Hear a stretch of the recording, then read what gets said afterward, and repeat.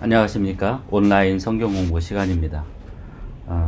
저희가 지금 좀 다른 곳에 와 있어서 호텔 룸에서 이 온라인 성경 공부를 진행합니다. 뒤에 배경이 바뀐 점 이해해 주시기 바랍니다. 지난 시간까지 산상설교 강해, 산상수훈 강해를 마치고 이번 시간부터는 에베소서라는 성경책을 강해하도록 하겠습니다. 에베소서는 사도 바울이 쓴 13권의 신약 성경책 중에 하나입니다. 제 생각으로는 로마서와 함께 에베소서는 우리 구원에 관한 아주 중요하고 깊고 또 우리에게 큰 의미를 주는 그런 내용을 가지고 있는 아주 중요한 책이라고 생각합니다.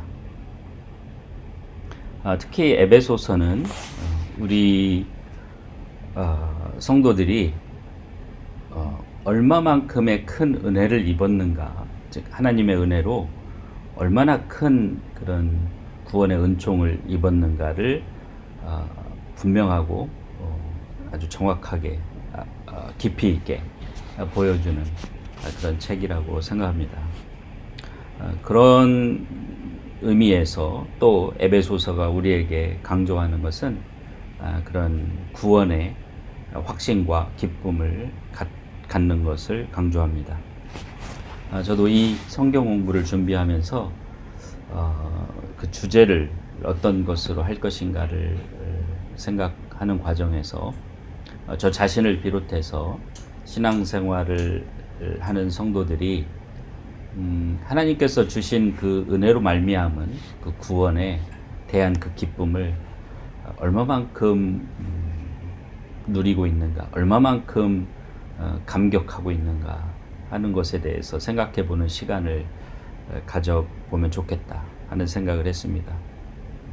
우리가 정말 그 하나님께서 주신 그 구원, 그것에 감사하고 기뻐하고 정말 감격한다면 우리의 삶에 많은 점이 달라질 거라고 생각합니다. 어쩌면 우리 삶이 가지고 있는, 지금 우리 삶 속에서 나타나고 있는 여러 가지 문제들이 저절로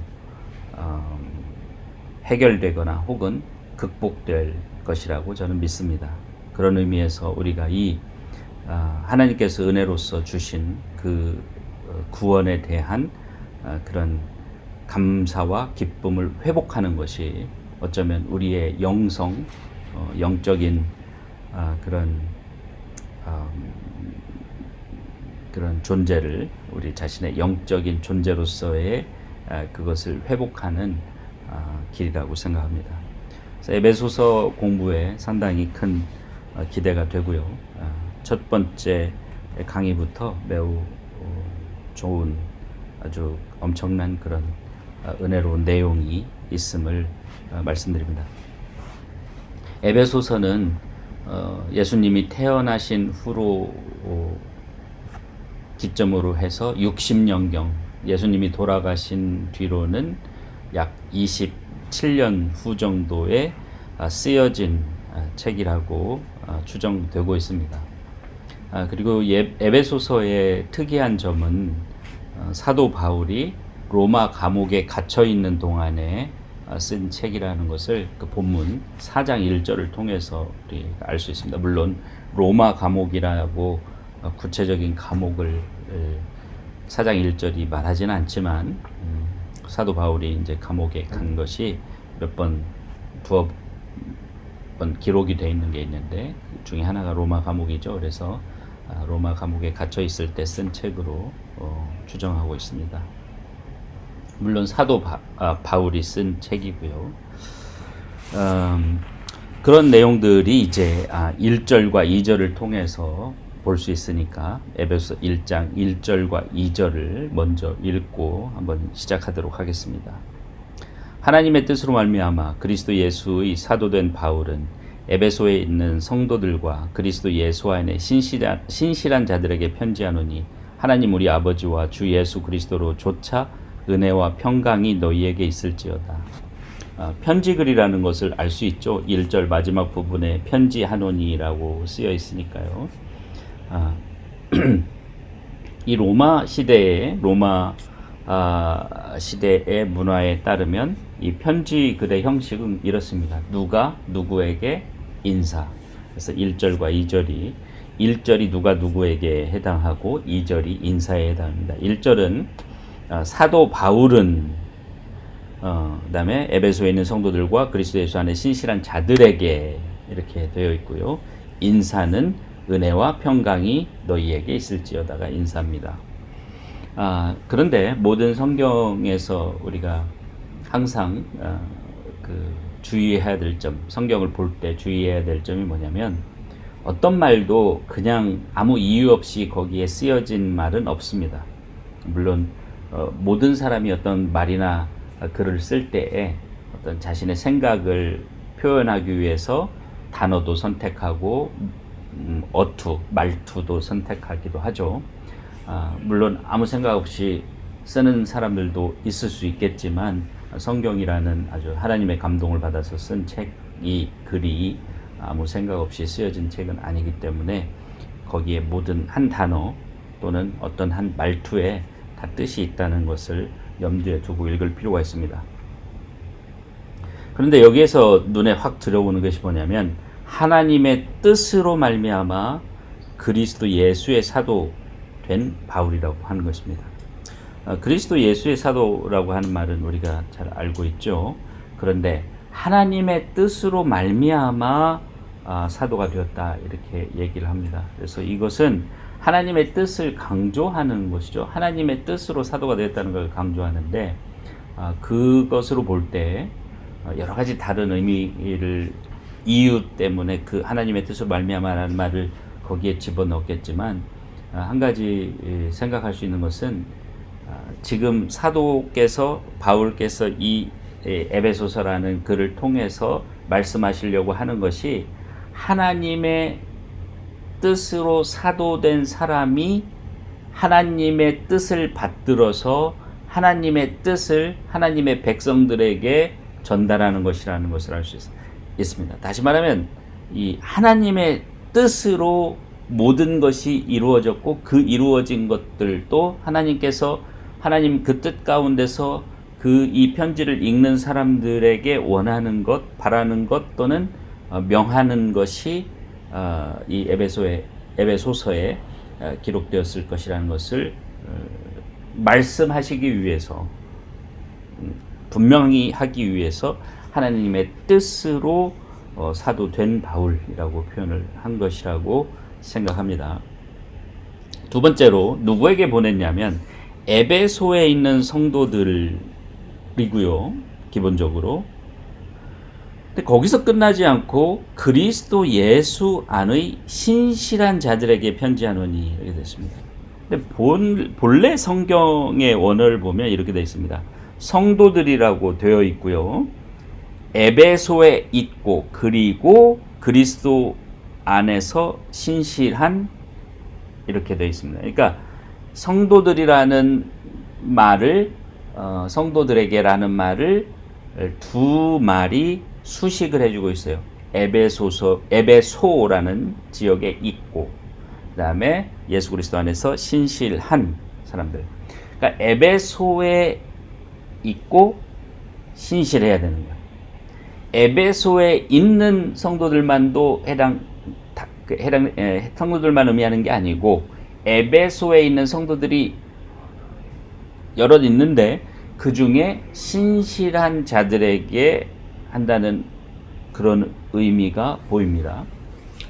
왜 이렇게 그러면 예수 그리스도 안에서 신실한 자들에게 편지한다 이렇게 예수 그리스도 안에서 신실한이라는 수식어를 또 갖다 붙였을까? 의문이죠. 궁금합니다. 왜 그랬을까요? 첫째로 제가 생각할 수 있는 이유는 뭐냐면 그냥 칭찬이다. 에베소에 있는 사람들이 다 신실한 사람들이다 라고 그냥 칭찬하는 말을 한 것으로 보인다.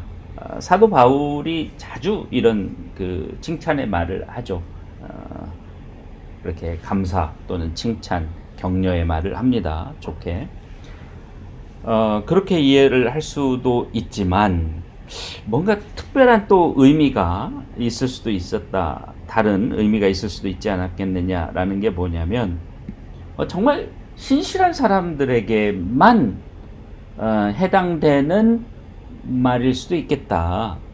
이 편지는 성도라고 해서 다, 교회 안에 있는 신도라고 해서 다 해당되는 게 아니고 예수 그리스도 안에서 신실한 성도들에게만 해당되는 거야 라고 하는 의미도 있을 수 있겠다. 이 두 번째 의미로 생각을 하면 섬뜩해지죠. 나는 그렇다면 성도이긴 성도인데 신실한 성도인가? 라는 질문을 스스로에게 하게 합니다. 저는 첫 번째로 받아들이는 경향이 일반적이라고 생각합니다. 그래, 나는 교회 다니고 예배 출석하고 헌금도 하고 기도도 하고 또 예수님을 주님이라고 부르고 하나님을 아버지라고 부르니까 that's okay, everything is okay. 아무것도 문제가 없다라고 생각하는 경향이 상당히 일반적이라고 생각합니다. 그런데 우리가 한번 이제 우리 에베소서를 공부하면서부터 깊이 생각을 계속 하겠지만 한번 생각을 진지하게 해봐야 될 것이 뭐냐면 과연 내가 괜찮다고 해서 괜찮은 것인가 하는 것이죠. 꿩이라는 게 그렇다고 그러죠. 저는 직접 본 적은 없습니다만은 꿩이 막 도망가다가 급하게 되면 자기 그 머리를 땅 속에 쳐박는다 그래요. 그러니까 보이지 않으면 마치 자기가 그 위험에서 벗어났다고 생각하는 것과 같이 머리를 땅에 쳐박는다고 합니다. 풀숲 같은데. 그렇다고 상황이 변한 게 아니죠. 자기가 보지 못한다고 해서 변한 게 아니죠. 자기가 어떻게 생각한다고 해서 자신의 구원의 문제가 상황이 변하는 게 아닌 것과 같이요. 그래서 저는 두 번째 의미로 생각을 하는 것이 성도의 자세다 이렇게 생각합니다. 내가 과연 정말 이 축복의 말씀, 이 은혜의 말씀이 해당되는 그러한 신실한 성도인가? 그냥 성도가 아니라 신실한 성도인가? 라고 항상 자신에게 묻고 생각해보는 그러한 태도가 어찌 보면 성도의 태도라고 생각을 합니다. 그리고 예수 그리스도 안에서 신실한이라고 하는 게 무슨 의미인가는 이제 앞으로 또 성경을 계속 보면서 에베소서를 보면서 보도록 하겠습니다. 그 다음에 3장부터 14절까지인데요. 3장부터 14절은 크게 두 부분으로 나누어 볼 수 있습니다. 3장부터 먼저 죄송합니다. 자꾸 장이 아니고 절 3절부터 14절은 두 부분으로 나눠 볼 수 있는데 3절부터 6절까지가 한 부분이고요. 정말 총론 3절부터 14절까지가 에베소서의 서론에 해당하는 부분입니다. 서론, 서두 또는 어떤 글에 있어서는 서문이라고도 할 수 있는데 총론이라고도 하고요. 그런데 3절부터 14절까지가 서론이라고 할 수 있는데 그 서론 중에서도 가장 중요한 부분이 바로 3절부터 6절까지. 죄송합니다. 중요하다고 하는 표현을 제가 자꾸 쓰는데 그럼 다른 부분은 중요하지 않은 건 아니니까 또 핵심적인이라는 표현으로 또 표현하는 게 더 맞을 수 있겠네요. 이 중에 특히 핵심적인 것이 3절부터 6절까지입니다. 그 다음에 7절부터 14절까지는 그 핵심적으로 말한 것을 이제 좀 더 구체적으로 설명을 하는 것인데 어쨌든 3절부터 14절까지는 에베소서의 서론에 해당하지만 그러면서도 가장 핵심적으로 우리가 알아야 되고 또 우리에게 알게 하시고자 하시는 그런 내용이 표현되어 있으니까 한번 잘 보시기 바랍니다. 3절부터 보겠습니다. 찬송하리로다. 하나님 곧 우리 주 예수 그리스도의 아버지께서 그리스도 안에서 하늘에 속한 모든 신령한 복으로 우리에게 복 주시되 곧 창세전에 예수 그리스도 안에서 우리를 택하사 우리로 사랑 안에서 그 앞에 거룩하고 흠이 없게 하시려고 그 기쁘신 뜻대로 우리를 예정하사 예수 그리스도로 말미암아 자기의 아들들이 되게 하셨으니 이는 그의 사랑하시는 자 안에서 우리에게 거저 주시는 바 그의 은혜의 영광을 찬미하게 하려는 것이라.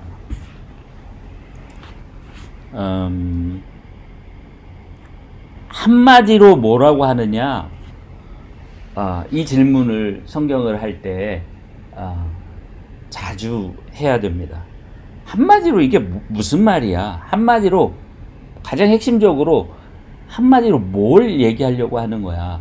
그래서 심지어는 가장 중요한 키워드 또는 키프레이즈 단어들이, 키워드는 한 단어를 얘기하는 거고 프레이즈는 한 두어 개의 단어들이 연결되어 있는 것을 프레이즈라고 하죠. 키프레이즈, 가장 핵심적인 프레이즈 단어들이 뭐야? 라고 물어보는 것이 매우 중요합니다. 깜짝 놀랐습니다. 지금 밖에 여기 창문을 청소하시는 분이 이렇게 밖에 로프를 타고 네, 뭐예요? 한마디로 말하자면 3절에 있습니다. 뭡니까? 그리스도의 아버지, 예수 그리스도의 아버지께서 그리스도 안에서 하늘에 속한 모든 신령한 복으로 우리에게 복 주셨다는 거예요. 하늘에 속한 모든 신령한 복을 우리에게 주셨다는 겁니다. 하나님 아버지께서 하늘에 속한 모든 신령한 복을 우리에게 주셨다. 그리고 4절은 그게 무슨 뜻이냐? 곧 하고 이렇게 즉 이렇게 설명하는 거죠. 4절 창세 전에 그리스도 안에서 우리를 택하사 우리로 사랑 안에서 그 앞에 거룩하고 흠이 없게 하시려고 목적, 뭐뭐 하려고 목적이죠. 그 기쁘신 뜻대로 우리를 예정하사 예수 그리스도로 말미암아 자기의 아들들이 되게 하셨다. 그러니까 하늘에 속한 모든 신령한 복을 우리에게 주셨다가 가장 핵심적인 키워드, 키프레이즈고요. 그 다음에 그게 무슨 뜻이냐, 즉 다시 말하면 이라고 설명하는 게 뭐냐면 자기의 아들들이 되게 하셨다. 그리고 6절은 이는 뭐뭐 하게 하려 함이라, 목적을 다시 나타내는 거예요. 이는 그의 은혜의 영광을 찬미하게 하려는 것이라. 그래서 가장 중요한 내용이 뭐냐면 하나님께서 예수 그리스도 안에서 은혜로서 값없이 우리에게 하늘에 속한 모든 신령한 복을 주셨다. 이게 가장 중요한 거고, equal, 그게 무슨 뜻이냐, 그것과 같은 것이 뭐냐, 하나님의 아들들이 되게, 자녀들이 되게 하셨다. 아들만이 딸도 해당되니까요. 자녀들이 되게 하셨다는 것이죠. 이게 에베소서가 우리에게 말씀해 주시는 가장 핵심적인 내용이고, 이걸 설명해 줄 겁니다. 그 나머지에서는, 특히 3장까지는, 그 다음에 4장부터는 그러니 우리는 하나님의 아들들이 됐으니, 하나님께서 우리에게 이런 하늘에 속한 모든 신령한 복을 우리에게 주셨으니, 그러니 우리는 어떻게 살아야 되느냐, 어떻게 해야 되느냐, 무엇을 해야 되느냐 라고 하는 게 4, 5, 6장에 나옵니다. 그러면 이게 무슨 뜻일까요? 하늘에 속한 모든 신령한 복을 우리에게 주셨다는 것은 모든 복을 주셨다는 거예요. 그러니까 하늘에 있는 모든 복을 우리에게 주셨다는 거예요. 하나도 남김없이 주셨다는 겁니다. 하나도 아낌없이 다 주셨다는 거예요.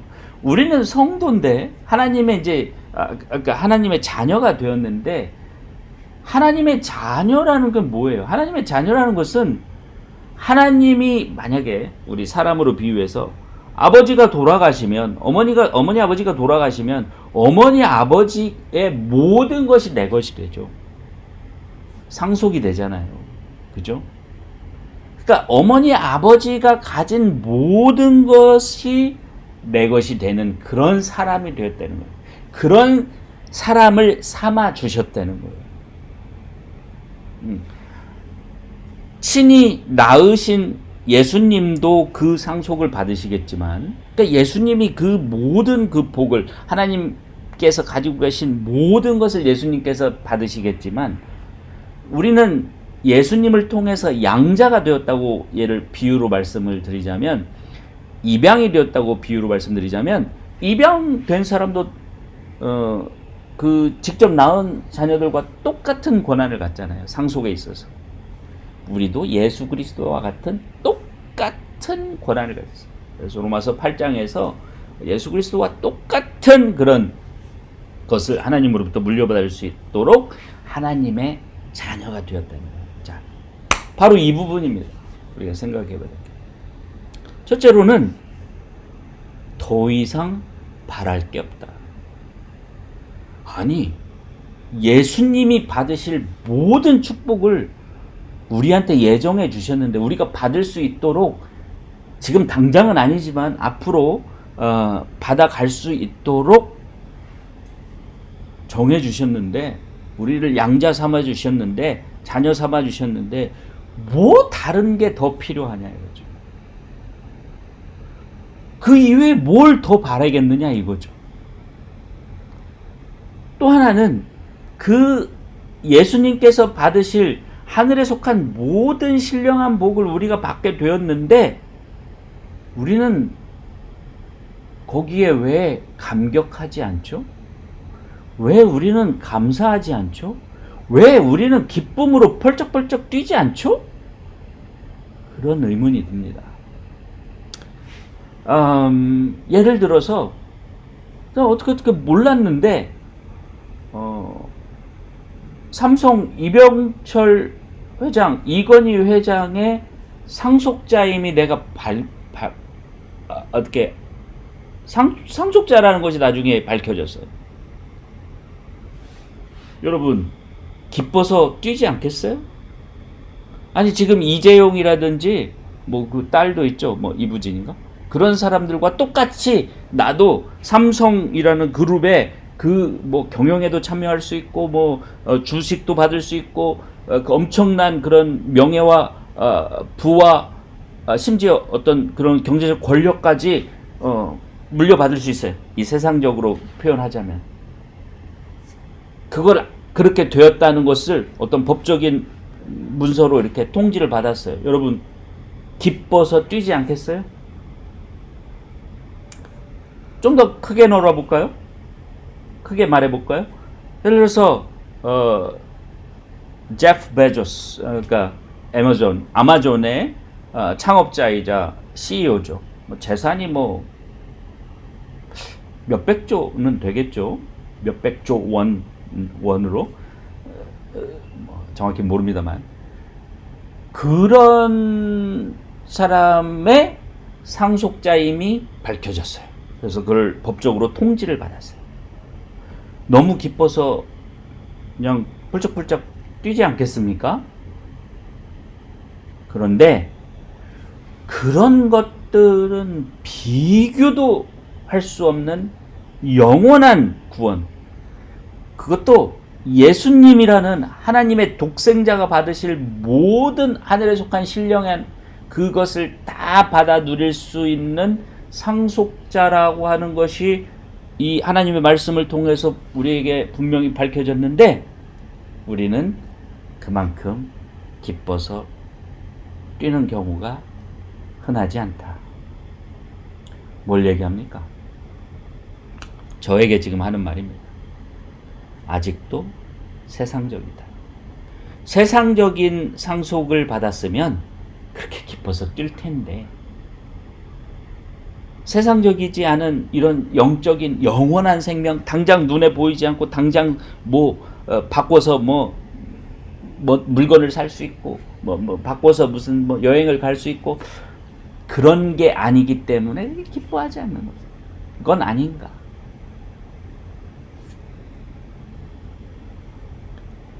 한번 이제 이 에베소서 공부에 목표로 좀 삼았으면 좋겠다라고 말씀드렸듯이 내가 그 감격과 그 감사와 기쁨을 감격적으로 정말 열광적으로 느끼고 있는가?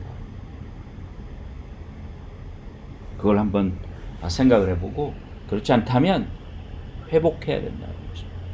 그것을 가지라고 사도 바울께서 그 감옥에서 이걸 쓴 거예요. 감옥에서 생각을 해보세요. 역설적이잖아요. 로마 감옥은 하수구, 엄청나게 큰 하수구가 지나가는 그 한쪽 벽을 이렇게 뚫어서 거기에 가둬놨습니다. 그러니까 지하 감옥이라고 하죠. 그래서 생리 현상을 하수구에 바로 해결하면 되는 아주 좋은 장점이 있죠. 그 다음에 먹을 것도 다 죽지 않을 만큼만 줬다고 합니다. 요즘에는 선진국의 감옥들은 뭐 차라리 일 안 하고 감옥 가서 사는 게 낫겠다 이럴 정도로 복지가 감옥 안에서의 그런 복지가 좋다고 하는데 그때는 그런 게 아니었어요. 죽지 않을 만큼 비위생적인 환경에서 그런 큰 위생적이고 영양분이 충분하지 않은 그런 음식을 제공하면서 겨우 목숨을 부지하도록 최악의 상황이죠. 정말 그 하수구 냄새라든가 그 벌레, 해충 이런 것들이 들끓는 그런 곳에서 그래서 그런 곳에서 사도 바울이 이 얘기를 하는 거예요. 우리가 받은 게 무엇인지를 생각해봐요. 아무것도 없는 상황이죠. 사도 바울은 세상적으로 보면 언제 끌려나가서 당장 처형을 당할 줄 모르는 상황이었어요. 당시에 로마 감옥에 있는 동안에. 그런데도 불구하고 우리가 어떤 복을 받았는지를 말씀해 주시는 거예요. 그리고 이제 그게 이제 우리의 그 복인데 4절에 곧 창세전에 그리스도 안에서 우리를 택하사 우리로 사랑 안에서 그 앞에서 거룩하고 흠이 없게 하시려고 우리를 택하셔서 이렇게 해주신다는 거죠. 그 다음에 5절에 그 기쁘신 뜻대로 우리를 예정하사 예수 그리스도로 말미암아 자기 아들들이 되게 하셨다. 이는 그의 사랑하시는 자 안에서 우리에게 거저 주시는 바 그의 은혜의 영광을 찬미하게 하는 것이라. 목적을 얘기하죠. 그래서 이런 그 엄청난 복을 받았다. 정말 엄청나게 기쁜 그런 5절에 그 기쁘신 뜻대로 하나님께서 이걸 해주시는 것이 너무너무 기쁘시고 너무너무 기분이 좋으셨던 거예요.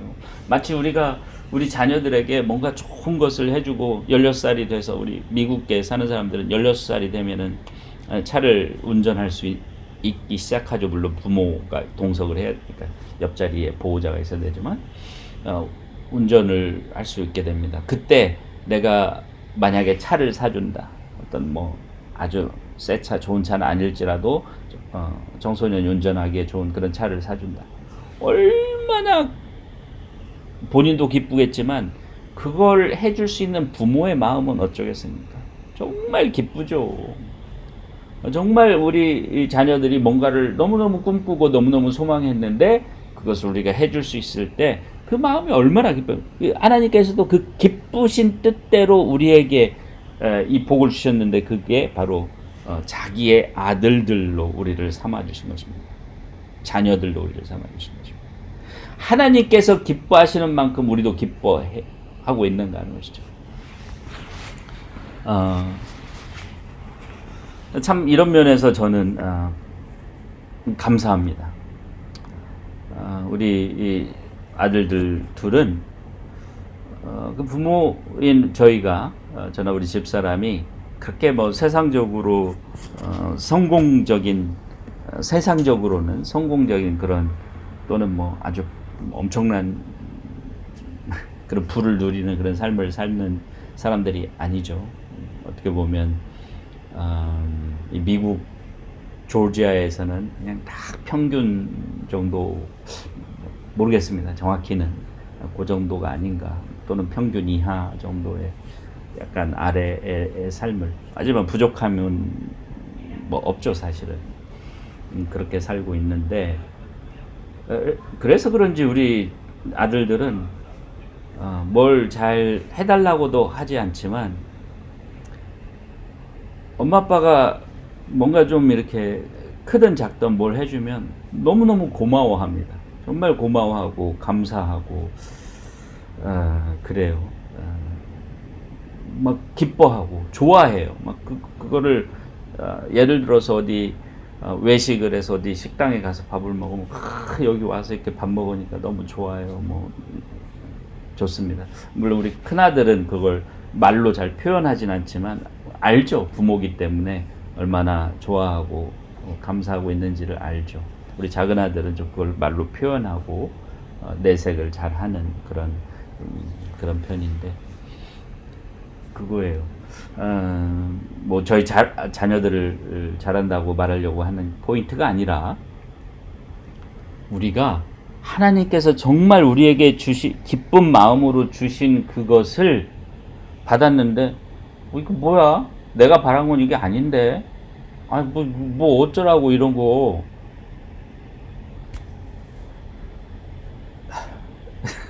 옳지 않죠. 오케이, 너는 필요 없어? 내가 가져갈게. 그럴 수도 있습니다. 물론 하나님이 그러시진 않겠지만 우리가 그런 태도로 계속 산다면 오케이, 너 필요 없어? 다른 사람 줄게. 그럴 수도 있다고 하는 거죠. 우리 자신의 이런 태도, 구원에 관해서 정말 내가 기뻐하는 그런 마음, 감사하는 마음, 감격하는 그런 태도, 그런 게 없다면 어쩌면 하나님께서 우리에게 주신 그것을 하나님께서는 정말 기뻐하시고 정말 너무너무 당신께서 그걸 우리에게 주신 것을 기뻐하시고 좋아하시는데 우리는 그에 미치지 못하고 있는 것일 수도 있다 하는 것입니다. 꼭 생각해 볼 문제라고 생각합니다. 그렇다면 이 아들이 되게 해주셨다. 하늘에 속한 모든 신령한 복을 우리에게 주셨다고 하는 것이 구체적으로 무슨 뜻이냐를 7절부터 14절까지가 얘기를 해주니까 7절부터 14절까지를 보겠습니다. 7절 우리가 그리스도 안에서 그의 은혜의 풍성함을 따라 그의 피로 말미암아 구속 곧 죄 사함을 받았으니 첫 번째가 뭐냐면 죄 사함을 받았다는 겁니다. 예수 그리스도의 피로 말미암아 죄 사함을 받았으니 구원이라는 게 뭡니까? 한마디로 구원을 표현하자면 뭡니까? 곧 죄 사함입니다. 구원은 곧 죄 사함입니다. 여러분 복잡하게 생각할, 어렵게 생각할 또는 무슨 막 그냥 너무 신비하게 생각할 그런 것이 아닙니다.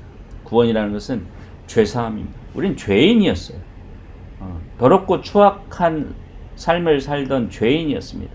더럽고 추악한 삶을 살지 않았다고 생각하는 사람도 하나님을 모르는, 하나님을 아버지로 섬기지 않는, 하나님의 뜻을 따라 순종하지 않는 죄인이었습니다. 사실은 우리가 더럽고 추악한 죄라고 얘기하면 정말 부도덕하고 파렴치하고 이러한 죄들을 생각하는데 그보다 더 큰 죄가 저는 자신을 지어주시고 자신을 구원해 주시기 위해서 그 독생자를 십자가 위에 내어주신 그 은혜를 모르고 산 것만큼 큰 죄가 있을까요? 그 은혜를 부인하고 부정하고 그런 아버지를, 하나님을 부정하고 심지어 배척하고 대적하면서 살았던 그것보다 더 큰 죄가 있을까요? 아무리 이 세상에서 파렴치하고 부도덕한 죄보다도 그게 더 큰 죄라고 생각합니다. 우리는 인간의 도덕적 기준을 가지고 파렴치하다, 부도덕하다 얘기를 할지 모르겠지만 하나님의 그런 뜻을 기준으로 보면, 아니 하나님을 자신을 지어주시고 자신에게 이 모든 것을 이 삶을 살게 하기 위해서, 살 수 있게 하기 위해서 이 모든 우주 만물을 다 창조해 주시고 그 안에 우리를 살게 해주신 그 창조주 하나님을 인정하지 아니하고, 또 우리를 이 인생 가운데 살 수 있도록 모든 것을 공급해 주시고 우리 부모를 통해서 우리에게 생명을 주시고 등등등 이 모든 것을 해주신 아버지를 아버지라고 인정하지 않으시고, 심지어 우리를, 그 죄 가운데 살던 우리를 구원하시기 위해서 자신의 독생자인 예수 그리스도를 십자가라고 하는 그 처참한 참혹한 죽음을 통해서 우리에게 내어주신 그 은혜를 아무것도 아니라고 생각하고, 무슨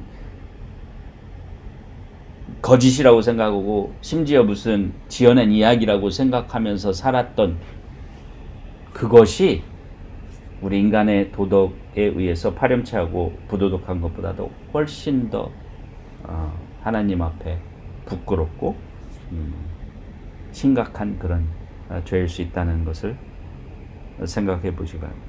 그렇다면 구원은 뭐냐면 그런 죄로부터 우리를 건져주시는 게 구원입니다.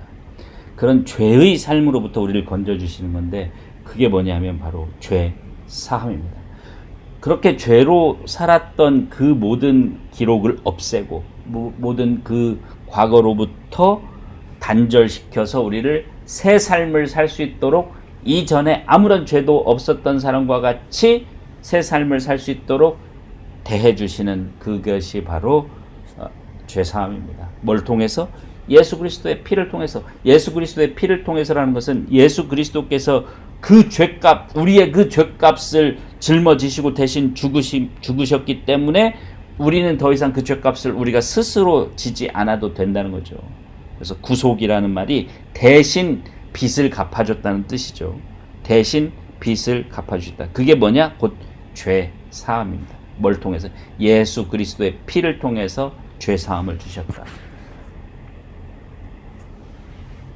그것을 통해서 우리는 구원을 받는 것. 그게 구원입니다. 죄 사함이 곧 구원입니다. 그래서 자신이 죄인임을 인정하는 것, 그리고 그 죄로부터 돌아서는 것, 회개라고 하죠. 죄를 인정하고 고백하고 돌아서는 회개가 없이는 구원이 있을 수 없습니다. 제가 언젠가 어디에 초대를 받아서 이런 회개하지 아니하고서는 구원이란 있을 수 없습니다라는 그런 말을 이제 전했었죠. 끝나고 나서 어떤 점잖은 부인께서 저한테 오시더니 아주 조심스럽게 예의를 갖추어서 말씀하시더라고요.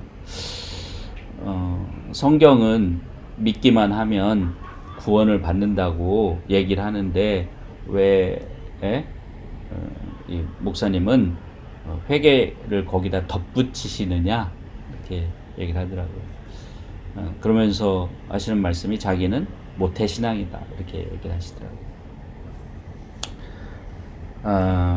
안타까운 일이죠. 모태신앙이라는 것을 말씀을 하시면서도 성경을 제대로 이해를 못하고 있다. 예수님께서 우리에게 예수님을 통해서라고 말씀드립니다. 예수님을 통해서 하나님께서 우리에게 주신 그 은혜는요,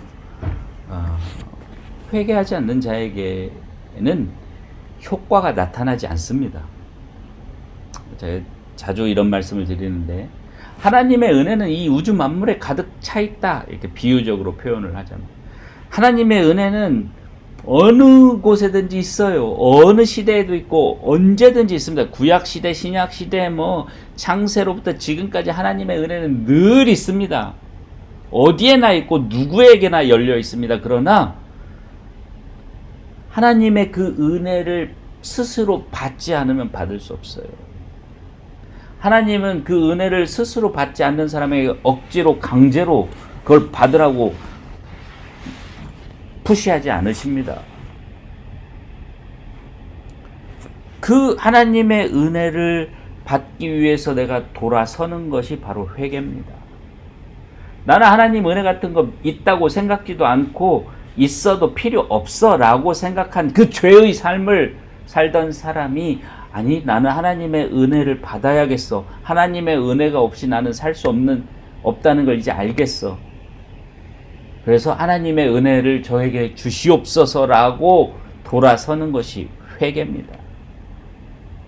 그 회개는 따라서 하나님의 은혜를 받기 위해서 하지 않으면 안 되는 우리의 마음의 변화입니다. 회개, 메타노이아, 우리 마음의 변화입니다. 메타노이아, 마음이 변한다는 게 메타노이아입니다. 마음의 변화입니다. 그래서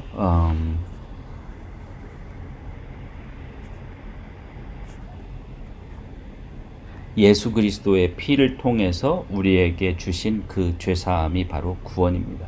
근데 그것을 어떻게 줬느냐? 그의 은혜의 풍성함을 따라 지금 7절 보고 있어요. 풍성함을 따라 주시고 8절 이는 그가 모든 지혜와 총명으로 우리에게 넘치게 하사 9절도 같이 보겠습니다. 그의 뜻의 비밀을 우리에게 알리셨으니 곧 기쁘심을 따라 그리스도 안에서 때가 찬 경륜을 위하여 예정하신 것이니 여기 또 기쁘심을 따라 하나님께서 이렇게 해주시는 게 너무 기뻤어요. 하나님께서는 예수님을 우리의 구원을 위해서 내어주시는 것이 막 마지못해서 하신 게 아니라 너무너무 기쁜 마음으로 해주신 거예요. 왜냐하면 그것이 이 모든 사람을 구원해 줄 수 있는 길이라는 것을 하나님께서는 미리 아셨기 때문이에요.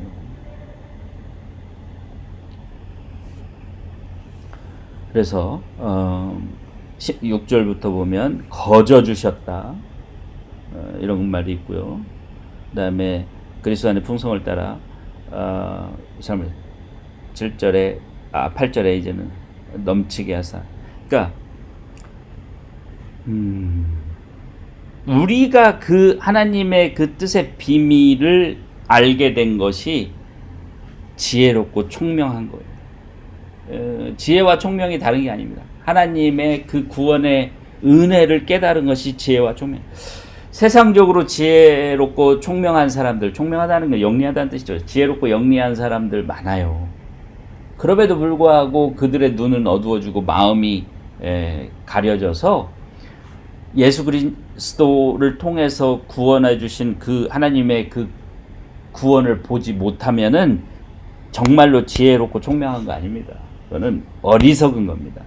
하나님께서는 이 세상의 지혜로운 자들을 지혜롭다고 생각하지 않습니다. 하나님께서 지혜롭고 정말 총명하다고 하는 사람은 누구냐면 예수 그리스도를 통해서 우리에게 주신 그 구원의 복음을 깨닫고 받아들이는 사람입니다. 그 뜻의 비밀을 우리에게 알리셨으니, 그래서 우리는 그걸 받아들였죠. 그 복음을 받아들였습니다. 곧 그 기쁘심을 따라 또 나오죠. 기쁘심을 따라 그 안에서 때가 찬 경륜을 위하여 예정하신 것이니, 하늘에 있는 것이나 땅에 있는 것이 다 그리스도 안에서 통일되게 하려 하십니다. 예정하신 것이라는 말이 5절에도 나오고요. 우리를 예정하사, 그 다음에 9절에도 나오는데, 이 예정이라는 것은 많은 분들이 생각하듯이 정말 많은 신학자들이 이 말을 너무너무 잘못 이해하고 잘못 가르쳐가지고 마치 구원을 받을 사람이 예정되어 있다, 또 믿을 사람이 예정되어 있다, 이런 식으로까지 지금 뭐 그렇게 가르치고 그렇게 설교하고 그렇게 생각하는 믿는 사람들이 참 많은데요. 그렇지 않습니다. 계속 말씀드리지만 이 본문 자체가 지금 말씀하고 계시는 것이지만 모든 사람에게 하나님의 은혜는 열려 있습니다. 오직 그거를 회개함으로 받아들이는, 그 복음을 받아들이는 사람의 것이 되는 겁니다. 예정돼 있다는 게 아니에요. 여기서 미리 정해놨다는 뜻이 아닙니다. 하나님이 미리 계획하셨다는 뜻입니다. 미리 계획하셨다는.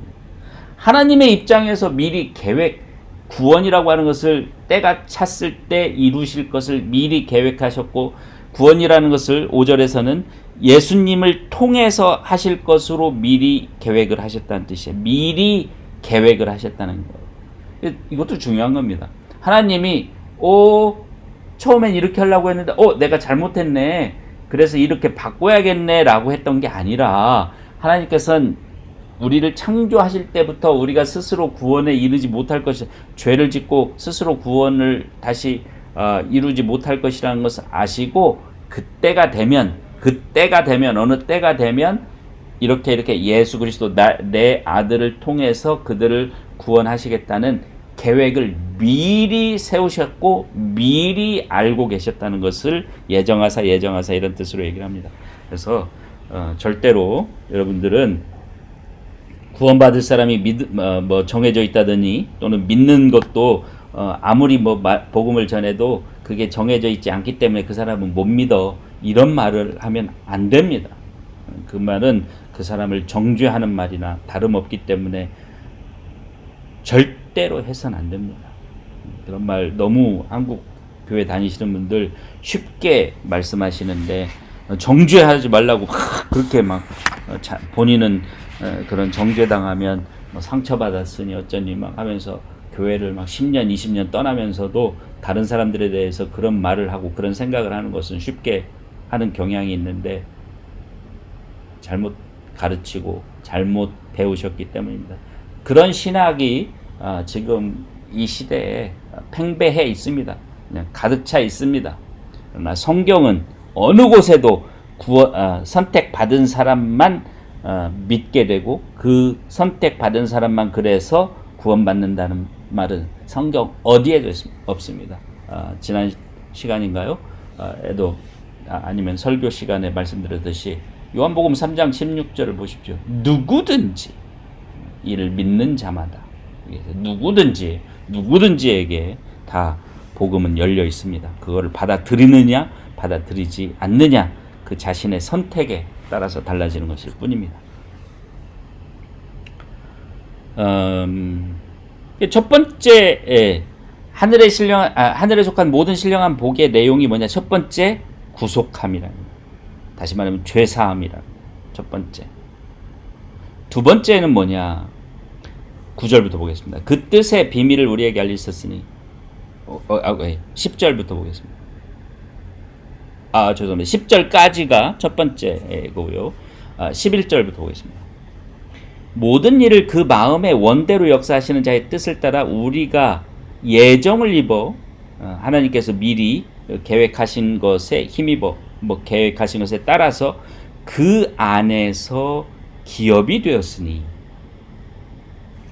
기업이 되었다라고 하는 게 두 번째입니다. 이 무슨 뜻인지는 곧 설명해 드리겠습니다. 이는 그리스도 안에서 전부터 바라던 우리로 그의 영광의 찬송이 되게 하려 하십니다. 그래서 두 번째로는 기업이 되었다는 거예요. 기업. 기업이 무슨 뜻이냐? 우리 한글 성경이 이 한문을 그냥 그대로 차용해서 한문 성경을 그대로 차용해서 이제 번역을 하다 보니까 이런 우리가 쓰지 않는 단어, 알지 못하는 단어가 여기 이제 들어오게 되는데, 이게 뭐냐면 상속을 의미합니다. 상속을 받게 되었으니, 이런 뜻이에요. 상속을 받을 자가 되었으니, 상속을 받을 자가 되었다. 아까 아들이 되었다라는 그 표현 속에 이게 담겨져 있는 거예요. 제가 말씀드렸죠. 그러니까 예수님께서 받으실 모든 축복을 받을 수 있는 상속자로서의 자격을 얻게 되었다는 거예요. 그래서 여기서 상속자가 되었다고 하는 게, 상속을 받을 수 있는 사람이 되었다고 하는 것이 내포하는 중요한 의미가 또 한 가지 있습니다. 매우 중요한 의미. 아까 예정되어 있다, 이런 예정론 또는 결정론이라고 하는데, 그런 잘못된 신학의 정면으로 또 반대되는 그런 것인데요. 이게 뭐냐면, 상속이라는 것은 언제 효과가 나타납니까? 상속은 그 부모가 이 세상을 떠나야 나타나죠. 상속의 효과는. 물론 하나님은 세상을 떠나실 분이 아니죠. 뭐 돌아가시는 분이 아니기 때문에, 영원하신 분이기 때문에. 무슨 뜻이에요? 여기서 중요한 것은 지금 당장 이루어지는 게 아니라는 거예요. 상속이라는 것은 어느 때가 되어야 그 효과가, 상속의 효과가 나타나야 내 것이 되는 거예요. 다시 말하면 구원은, 여러 번 말씀드리죠. 구원이라고 하는 것은 우리가 구원받지 않았던 상태에서 구원받은 상태로 들어오는 시작이 있습니다. 구원의 시작되는 시점이 있습니다. 그리고 구원이 완성되는 시점이 있습니다. 바로 그 구원이 완성되는 시점이 여기서 말하는 상속의 효과가 나타나서 그 모든 복이, 지금도 그 복을 받고는 있지만 모든 복이 다 이제 진짜로 내 것이 되는, 내가 그것을 소유하게 되는 그 시점이 옵니다. 우리 아버지가 지금 예를 들자면 어디에 무슨 땅을 가지고 있어요. 뭐 요즘에 문제되는 곳을 한번 얘기를 해볼까요? 경기도 양평에 막 개발이 되고 하는 곳에 큰 땅을 하나 갖고 있습니다. 뭐 아주 노른자 위에 땅을 갖고 있어요. 그런데 아버지가 살아 계신 동안 그 땅은 내 것이 아니지만 내 것이 될 거라는 뭐가 있어요? 기대가 있어요. 소망이 있습니다. 우리 아버지가 그래, 내가 이 땅 손대지 않고 놔두고 있을게. 내가 이제 너에게 상속이 이루어지면 네 것이 될 거야. 이렇게 된 거예요. 그럼 뭐예요? 그 땅은 내 것이 아니지만 그 땅이 줄 복에 대한 소망을, 기대를 나는 가질 수 있는 것이죠.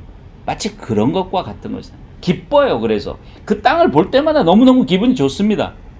우리 아버지의 그 토지 명부라고 하나요? 그 부동산 등기부를 볼 때마다 이게 언젠가는 내 것이 될 거야. 우리 아버지가 참 오래 사셨으면 좋겠지만 언젠간 돌아가실 텐데 그러고서는 내 것이 됐고 또 내 자손의 것이 될 거야.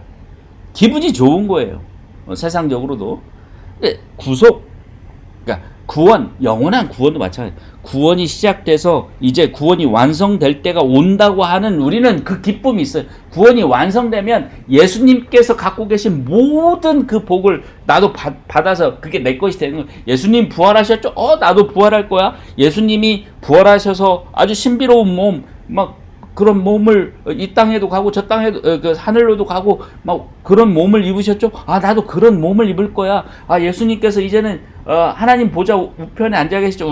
우리는 물론 하나님 보좌 우편에 앉지 않겠지만 하나님 앞에 갈 거야 라는 그런 기대와 소망을 갖게 됐죠. 또 예수님께서는 영원히 죽지 않고 썩지 않는 그런 영원한 슬픔이 없고 고통이 없는 삶을 살 거라는 산다는 걸 알죠. 나도 그걸 갖게 될 거야 라는 소망이 있기 때문에 기쁜 거예요. 또 감격하는 겁니다. 감사해야 되는 겁니다. 하지만 기다려야 돼. 그때까지. 근데 그냥 기다리는 게 아니라는 거죠. 가만히 그냥 기다리는 게 아니라는 거죠. 그것을 받을 자격을 계속 유지해야 돼요.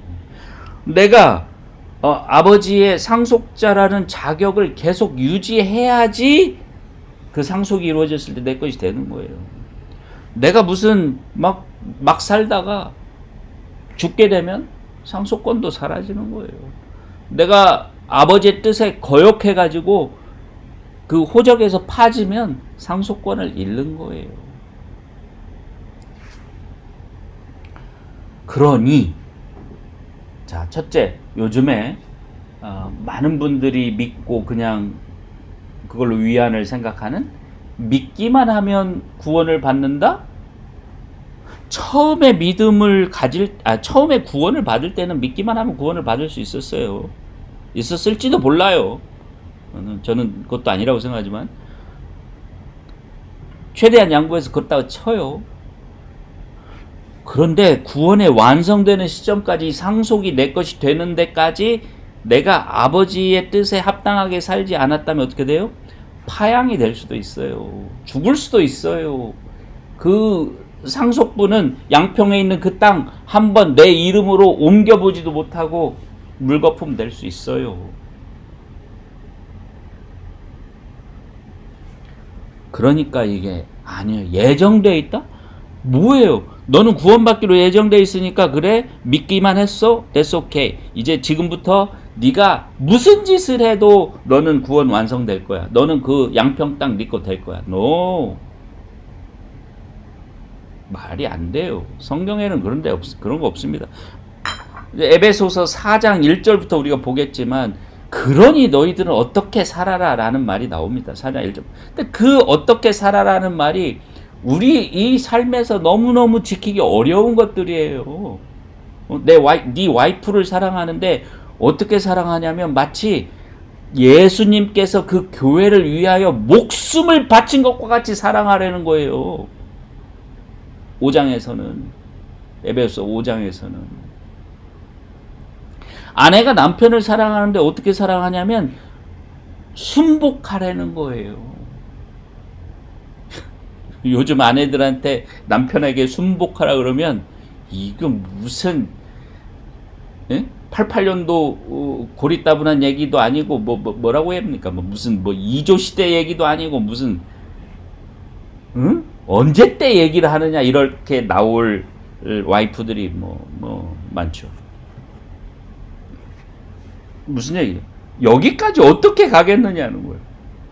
이 구원의 이 완성까지 그런 마인드로 어떻게 가겠냐는 거예요. 그래서 다시 말씀드리지만 성도라고 해서 다 여기에 해당되는 게 아니에요. 신실한 성도만 해당되는 거죠. 이 말씀의 그 은혜가, 이 말씀이. 네.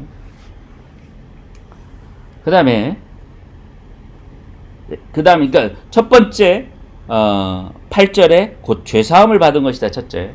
두 번째로 기업이 되었다 하는 거예요. 12절에는 이는 그리스도 안에서 전부터 바라던 우리로 그의 영광에 찬송이 되게 하려 하십니다. 이제 13절부터 14절까지가 또 하나가 나오죠. 보겠습니다. 그 안에서 너희도 진리의 말씀 곧 너희의 구원의 복음을 듣고 그 안에서 또한 복음을 듣고 믿어서 약속의 성령으로 인치심을 받았다. 성령을 받았다. 성령이 우리 안에 들어오셨다는 거예요. 이는 우리의 기업의 보증이 되사 그 얻으신 것을 구속하시고 그의 영광을 찬미하게 하리라.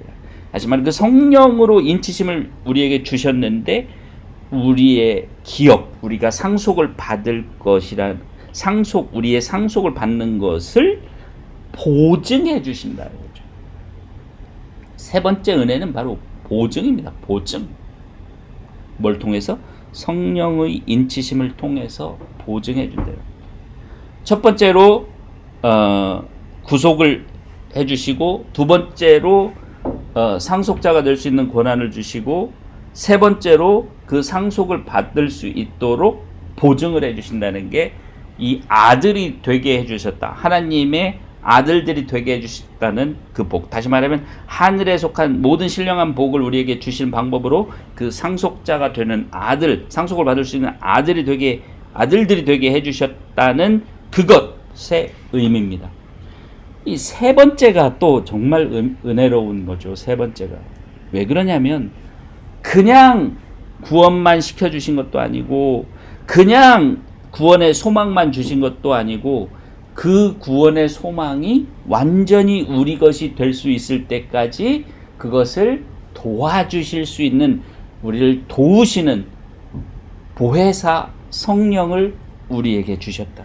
우리 힘으로 할 수 없을 게 분명하기 때문에 우리가 스스로 그 상속을 이룰 때까지 스스로 하나님의 자녀된 그것을 다 유지할 수 없다는 걸 미리 아시고 우리를 도와주실 수 있는 강력하고 정말 능력 있는 그 하나님의 한 분을 우리에게 붙여주셨는데, 우리 안에 거하게 해주셨는데, 그분이 우리의 그 상속을 받을 때까지, 그 소망이 실현될 때까지 우리를 도와주실 텐데, 그게 우리의 보증이라는 거예요. 그냥 하나님이 아니죠. 그냥 구원이 아니죠. 그냥 복이 아니죠. 확실한 복입니다. 확실한 복입니다. 이런 확실한 하나님의 그 복을 받기 위해서는 우리는 하나님 말씀을 듣고 그대로 해야 돼요. 아무리 하나님께서 우리에게 성령을 통해서 그것을 보증해 주시려고 하더라도 내가 내 발로 걸어 나가면, 내가 내 손으로 그 호적을 파버리면, 내가 내 손으로 하나님과의 인연을 끊어버리면 소용없는 겁니다. 하나님 안에서 걸어야 돼요. 요한 1장 7절의 표현을 빌리자면 빛 가운데 걸어가야 됩니다. 하나님은 빛이시니 그 안에 우리가 살아야 됩니다. 또 여기서도 마찬가지예요. 여기서도 여기 우리 지금 에베소 1장에서도 여러분들은 그 눈치를 채셨는지 모르겠지만 7절 세 가지로 얘기를 하실 때 전부 똑같은 말이 하나 있어요. 똑같은 말이 공통적으로 나타나는 말이 있으면 뭐냐면 그리스도 안에서. 7절에 우리가 그리스도 안에서. 그 다음에 11절에 그의 마음의 원대로 따라 우리가 예정을 입어 그 안에서. 이것도 그리스도 안에서죠. 그 다음에 13절 그 안에서. 예수 그리스도 안에 있어야 되는 거예요. 빛 가운데 걸어가야 된다고 표현하는 것처럼 예수 그리스도 안에 있어야 이 모든 것이 우리에게 해당되는 것입니다. 다시 말해 예수 그리스도 안에 있다는 게 뭐예요? 신실한 거예요. 결혼을 했으면 결혼 관계에 신실해야 되죠. 성실해야 되죠. 그런 것과 같이 우리가 구원을 예수 그리스도를 통해서 구원을 받았으면 예수 그리스도의 언약, 예수 그리스도께서 우리와 맺으신 그 언약에 우리는 충실한 신실한 사람을 되어야 됩니다. 그래서 그게 무엇인지를 에베소서를 통해서 우리는 계속 또 보게 될 것입니다. 그래서 여기까지를 통해서 우리는 에베소서에서 가장 중요한 메시지, 그리고 가장 핵심적인 메시지, 죄송합니다. 가장 핵심적인 메시지를 살펴보았고, 또 이것이 이제 에베소서 나머지 부분의 이야기의 모든 그 성경의 에베소서의 기초가 될 것이라는 것을 또한 보았습니다. 그래서 오늘 정말 다시 한번 말씀드리지만 정말 이러한 구원을 주신, 그냥 구원을 주신 것도 아니고 그 구원이 완성될 때까지 우리를 지켜주시기 위해서 성령을 우리에게 인치심으로써 보증해 주시는 그런 은혜를 우리가 받았는데 얼마나 그걸 알고 깨닫고 감사하고 있는지를, 감격하고 있는지를 다시 한번 생각해 보자. 왜 우리는 그것을 여기서 하늘에 속한 모든 신령한 복을 우리에게 주셨다는데 그거 말고 다른 거요, 그거 말고 다른 거요 라는 그런 게 생각하는 사람들과 같이 살고 있는지를 다시 한번 생각하고, 정말 이런 누구도 빼앗아갈 수 없는, 내 자신이 버리지 않는 이상 누구도 다른 사람, 다른 존재들은 어떤 것도 빼앗아갈 수 없는 그런 은혜를 받은 우리가 얼마나 기뻐하고 감사해야 하는지, 그리고 그 기쁨과 감사를 회복해야 하는지를 다시 한번 깨닫는 그런 시간이 되기를 예수 그리스도의 이름으로 축원드립니다.